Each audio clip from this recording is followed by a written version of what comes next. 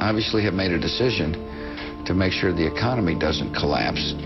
I've abandoned free market principles to save the free market system.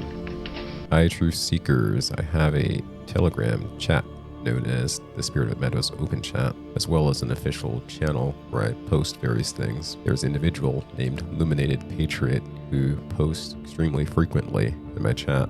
The posts are largely forwards from other Telegram channels. Honestly, it's a bit too much for me to process as one person, but I figure bits and parts of his posts may be found relevant by certain users. After seeing about 130 or so of his posts in a single day, I decided I'll go ahead and just put together some video content just highlighting interesting shares in his Telegram chat. I'll pin both the channel as well as the chat for the channel at the top of pinned comments. For those of you viewing from the Grey Ops channel, I have a main channel called Spirit of Meadows, which has been quiet over the last few months. It will go active again very soon. Eventually, this channel will be dedicated to handling some of the stickier, controversial topics, as well as exploring some of the unique materials that teach us some new ways of understanding the world, especially from the standpoint of mastery of the mental battlefield of life. So, without further ado. But this is an irresponsible, reckless bank. But let's be clear. The American public must know.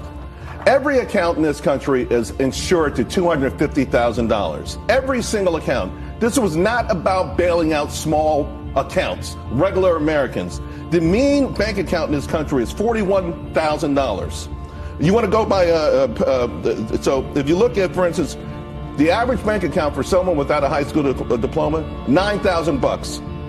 With bachelor's degree, $79,000. This is another bailout of the elites. This is a bailout of Silicon Valley, the same Silicon Valley that just brought us Sam Bankman-Fried. The Silicon Valley that for 20 years grew companies privately to exorbitant valuations, outrageous valuations, and then foisted them on the public at even higher valuations. I've made it clear I'm concerned about two things. One, the financial markets are such that a disorganized bankruptcy could create enormous economic difficulties, further economic difficulties. And, you know, I feel a sense of obligation to my successor to make sure there is not a huge economic crisis. Look, we're in a crisis now. I mean, we're in a huge recession, but I don't want to make it even worse. But on the other hand, I'm mindful of not putting good money after bad, so we're working through some options. So it sounds like you need some assurances from the auto industry to give them some sort of assistance. Right, we're just working on options. What you don't want to do is spend a lot of taxpayers' money and then have the same old stuff happen again and again and again.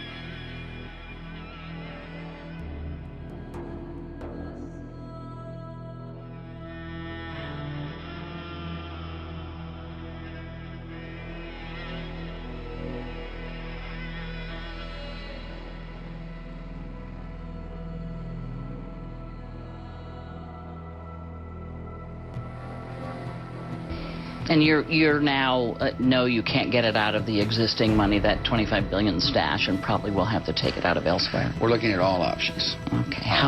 So how soon, you think? You close? We're told that the automobiles are, teetering here or teetering there, and obviously taking in their concerns and taking in the concerns of all the stakeholders, and we'll try to get this done in an expeditious way. But you can't be the president that oversees the collapse of the auto industry in the U.S. Well, I obviously have made a decision to make sure the economy doesn't collapse.